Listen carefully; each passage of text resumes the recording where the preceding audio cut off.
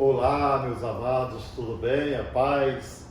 Mais um Tadel, aqui nesse tempo de pandemia, aí nós estamos crendo que logo nós vamos estar todos liberados, participando daquele Tadel, todo mundo lá, né? Glorificando o nome do Senhor Jesus. Mas eu quero ministrar rapidamente uma palavra aqui, bem curta, porque como é Tadelão, eu quero que você receba no seu coração essa mensagem. Vamos lá. Eu estava pensando e escrevendo algumas coisas, e aí veio no meu coração o seguinte, o título da mensagem é Vivendo em Tempo de Confrontos. É verdade.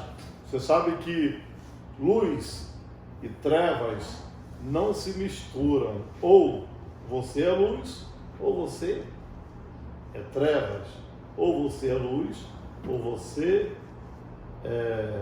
ou trevas.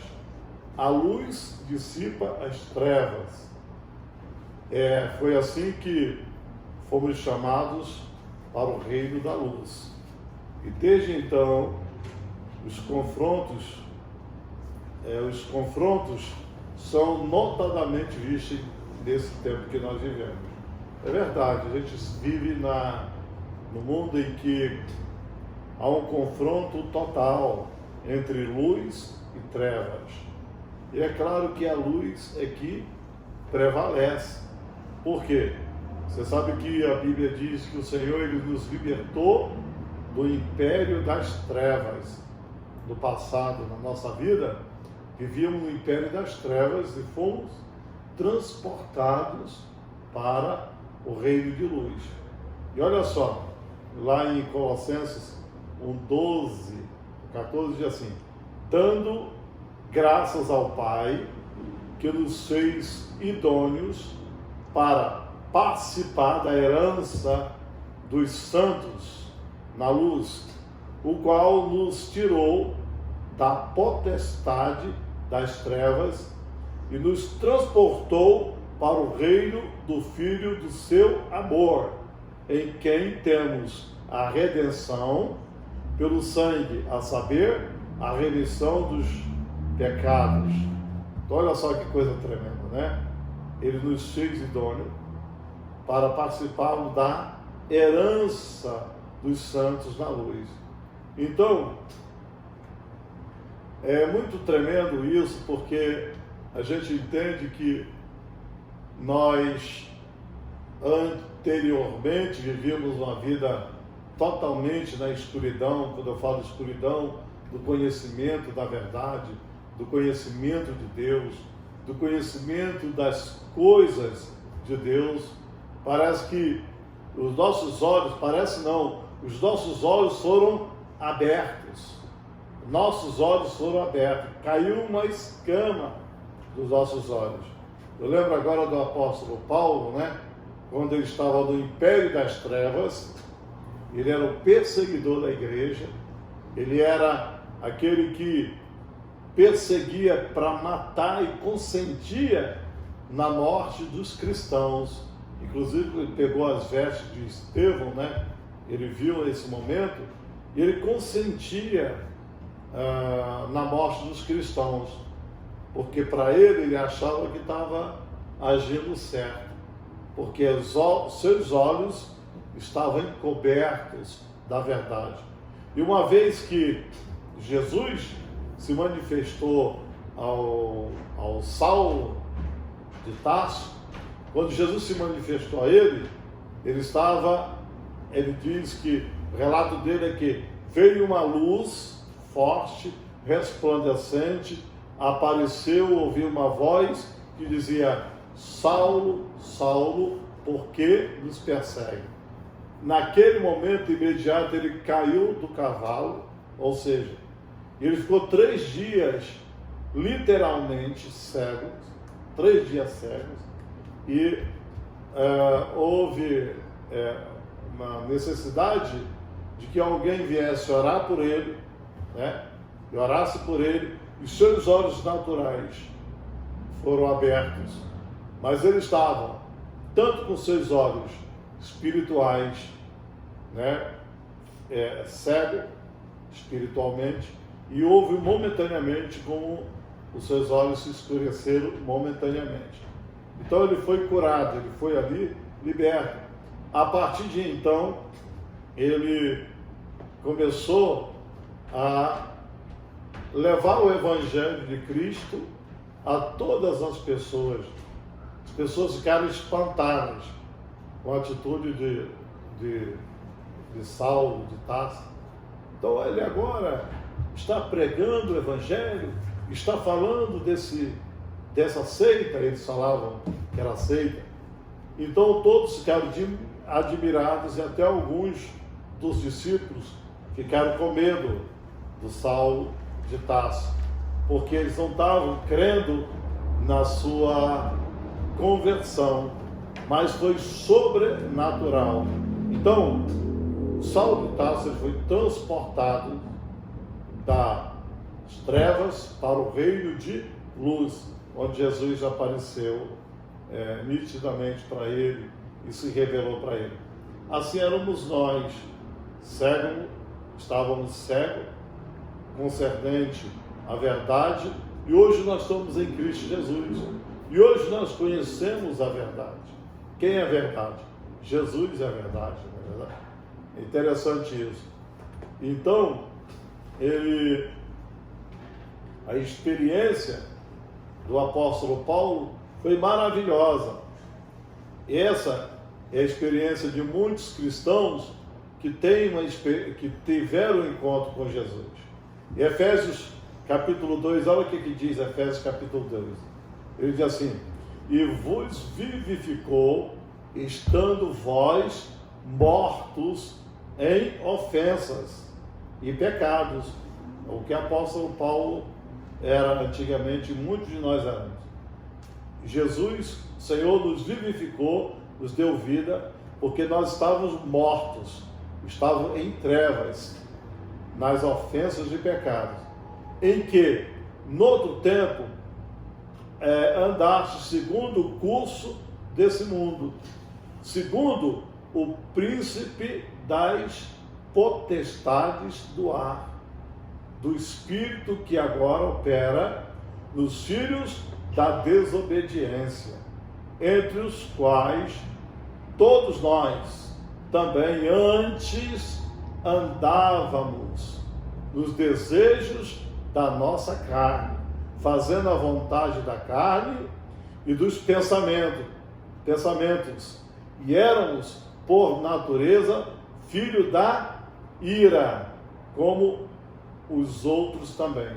Olha cá, em Efésios fala claramente, né, aqui sobre o nosso passado, né, como nós éramos. E agora, nós, em Cristo Jesus, nós enxergamos a verdade, nós enxergamos que as coisas que nós praticávamos do passado era, na verdade, totalmente desagradável a Deus. E muitos até achavam que estavam vivendo na verdade. Por quê? Porque os seus olhos, né, estavam o quê? Cegos, fechados. Por isso que ele diz assim: e nos vivificou, estando nós mortos. Por isso que a gente fala do novo nascimento, né? Quando alguém recebe Cristo como Senhor e Salvador, ele recebe o novo nascimento. Foi o que Jesus falou para Nicodemos. Nicodemos conhecia as Escrituras, conhecia a verdade, mas não basta conhecer só, se não realmente tiver um novo nascimento. Ou seja, haveria necessidade de que Nicodemos nascesse de novo. Por isso que Jesus falou para ele: Nicodemos, é necessário que você venha a nascer de novo. Quando o homem nasce de novo, ou seja, ele sai daquele estado de pecado, de escravidão do pecado, ele agora foi transportado para o reino da luz. Por isso que ele consegue enxergar a verdade. aquilo que ele fazia, que era normal para o mundo, todo mundo faz, todo mundo é natural isso, não tem nada a ver. Aquilo que parecia ser normal para ele, hoje é visto como vergonha praticar tais coisas. Por que vergonha? Porque isso desagrada a Deus, é desonroso, nós desonramos o nome de Deus. Por isso que nós temos que viver na verdade. É importante isso. Mas ele diz assim: mas Deus, que é riquíssimo em misericórdia, pelo seu muito amor com que nos amou, estando nós ainda mortos em nossas ofensas, nos vivificou juntamente com Cristo. Pela graça sois salvos, e nos ressuscitou juntamente com Ele, e nos fez assentar nos lugares celestiais em Cristo Jesus. Interessante. A gente pode olhar isso aqui. Como é que nós estamos sentados nos lugares celestiais? Não é verdade? Ele diz que Ele nos fez assentar nos lugares celestiais em Cristo Jesus. Deus, pela sua riqueza, a Bíblia fala que Deus ele é misericordioso. As suas misericórdias são infinitas, são eternas, são as causas de não sermos consumidos. Então, nós ainda mortos em nossos pecados, né, Ele nos vivificou, ressuscitou, Ele nos ressuscitou com Cristo. Ou seja, é tão importante para que isso aconteça. Todos nós tivemos que tomar uma decisão um dia. Um dia eu tomei uma decisão, que eu não queria mais viver segundo o curso desse mundo. E eu creio que você também, eu não sei como é que o que está se passando na sua vida, até muita gente que está nos assistindo, a importância de você dar um basta na sua vida, ou seja, importante você determinar que você venha mudar realmente de vida. Chega, né? Chega até agora, tanta coisa, né, aconteceu já de errado, e aí você continua ainda debaixo de uma escravidão. Se uma vez a Bíblia nos dá essa alegria de recebermos a libertação através de Cristo, então o momento é agora da gente realmente tomar posse daquilo que a Bíblia diz, e que e que está falando assim, aqui, estando nós ainda mortos em nossas ofensas, pecado, Ele nos vivificou, nos ressuscitou juntamente com Cristo. Pela graça sois salvos. E é claro que isso é pela graça e pela misericórdia de Deus. Por isso, irmãos, vamos perseverar na nossa fé, na nossa decisão de fé. Não deixe que o mundo, que o pecado, que o sistema desse mundo, que as coisas que nos rodeiam, né? Muitas coisas que nos rodeiam venham nos tirar, né? Venham nos contaminar com de novo, né? Venham nos contaminar, fazendo com que nós voltemos às eras das trevas. Por isso, nós devemos rejeitar essas coisas através da nossa atitude de fé. Porque você é luz. Há um confronto constante entre a luz e as trevas. Como eu falei, a luz, ela ilumina as trevas. A luz, ela acende aonde você chega. Por isso que muitas vezes, quando você tem uma atitude conservadora, como falando hoje, se fala muito sobre conservadorismo.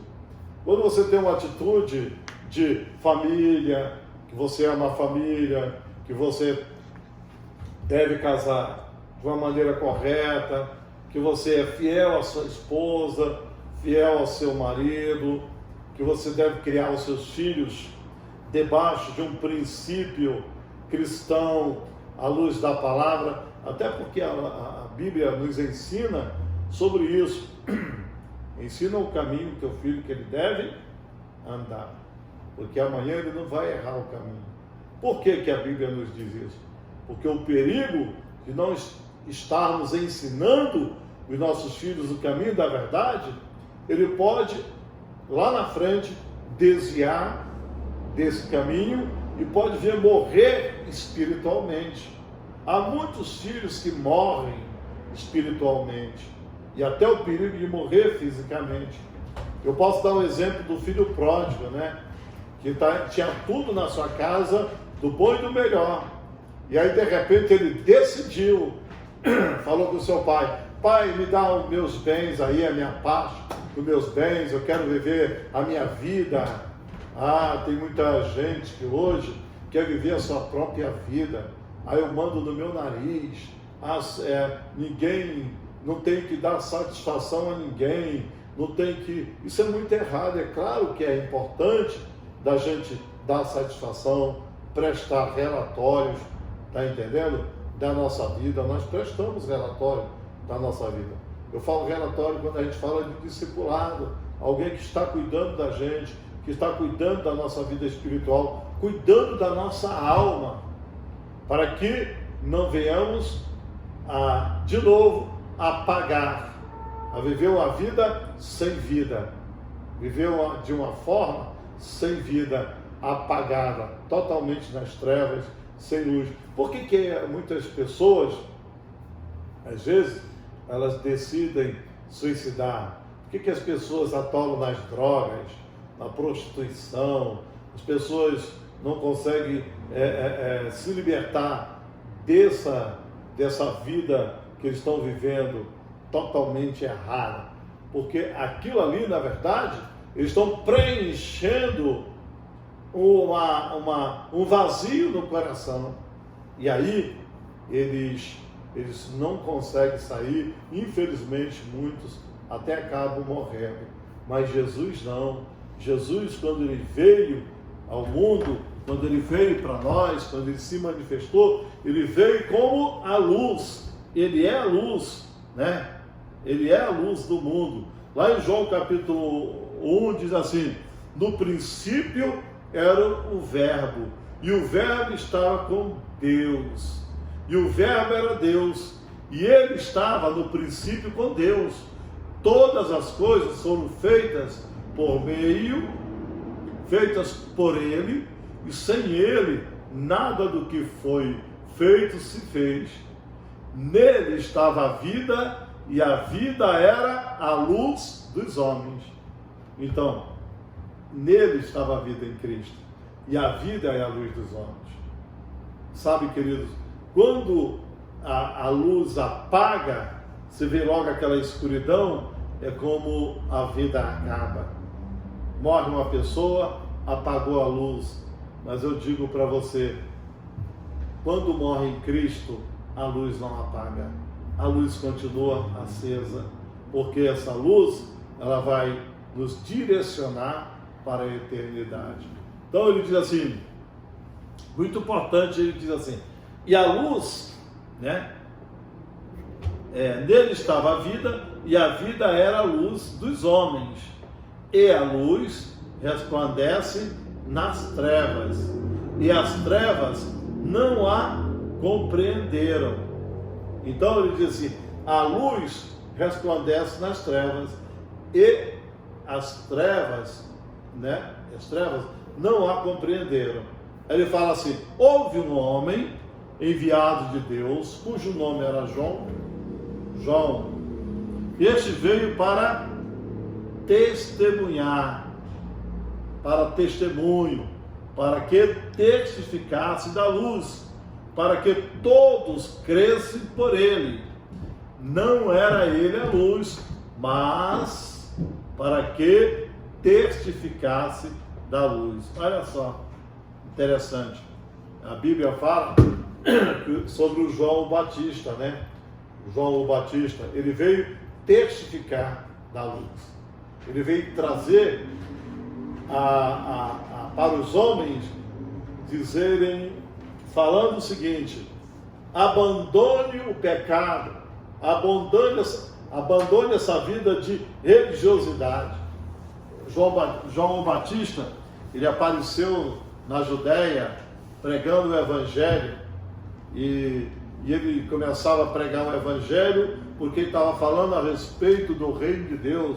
É chegado o reino de Deus, vinde todo mundo. A Bíblia diz que todo mundo corria para lá, da Judéia, de Jerusalém, e ele falava: olha, o reino de Deus está próximo, você que quer ir para o céu. E as pessoas: eu quero ser batizadas, eu quero entrar nas águas. Então as pessoas achavam, só pelo fato de ser batizadas, já seriam salvas. Na verdade é o seguinte: precisa ser batizado sim. Jesus foi batizado, para dar exemplo. Mas porém, precisa ter transformação de vida. Precisa largar as obras das trevas. Precisa deixar as obras das trevas de lado. Precisa deixar as obras das trevas. Pastor, o que são as obras das trevas? Aquilo que desagradava a Deus. O pecado, o engano, a mentira, a prostituição, tantas coisas que a gente pode falar. E a Bíblia diz que João Batista, quando ele viu os saduceus, fariseus, religiosos, corriam todos eles para ser batizados, e ele disse: espera aí, não é bem assim, a ponto dele os chamar de raça de víboras. Por que raça de víboras? Porque eram pessoas que queriam viver uma vida de religiosidade, viver uma vida sem transformação, viver uma vida simplesmente fazendo as mesmas coisas, cometendo os mesmos pecados, viver uma vida de religiosidade. O mundo está cheio de religiões, está cheio de religiões. As pessoas falam no nome de Deus. Ah, não, Deus está aqui dentro. Muita gente diz assim: ah, Deus está aqui no meu coração. Ah, eu tenho Deus. Ah, não é só os evangélicos, não é só fulano. Eu tenho Deus da minha forma. As pessoas querem ter Deus da forma delas, e não é da nossa forma. Ter Deus não é da nossa forma. Não é viver uma vida, sabe, queridos, do nosso jeito. Ter Deus é abrir mão da nossa vontade e fazer a vontade dele. E abrir mão da nossa vontade requer que abandonemos as obras das trevas e entendemos que nós somos, entendendo que nós somos transportados para a luz, né? A luz. E ele diz assim no versículo 9: ali estava a luz, verdadeiramente, que ilumina a todo homem que vem ao mundo. Estava no mundo, e o mundo foi feito por ele, e o mundo não o conheceu. Veio para o que era seu, e os seus não o receberam. Mas o versículo 12 diz assim: mas todos quantos o receberam, Deus lhe deu o poder de se tornarem filhos de Deus. Olha só que coisa interessante. Muita gente diz assim: eu sou filho de Deus. Eu sou filho de Deus. Ah, não, eu também sou filho de Deus. Se eu sou filho de Deus, se eu tenho um pai, eu tenho que fazer a vontade do meu pai. Se eu realmente sou filho de Deus, então eu tenho que andar segundo a vontade do meu pai e não segundo a minha vontade. Foi o que aconteceu no caso do filho pródigo. Ele tinha um pai, mas ele realmente decidiu andar segundo a sua própria vontade e gastar tudo que ele tinha. O que aconteceu? Ele se tornou escravo, a ponto dele estar comendo bolotas de porcos e desejar pelo menos comer bolota de porco. O que ele fez? Voltou para a casa do pai. Eu quero dizer que a casa do pai, a alegria, na casa do Pai a luz, na casa do Pai a paz, na casa do Pai a amor, na casa do Pai a esperança, na casa do Pai a eternidade. Amém, queridos? Então, que Deus possa te iluminar a cada dia os teus caminhos, para que você jamais viesse desviar dos projetos e propósitos de Deus para a sua vida. Que Deus abençoe poderosamente. Um grande abraço. Amém e amém.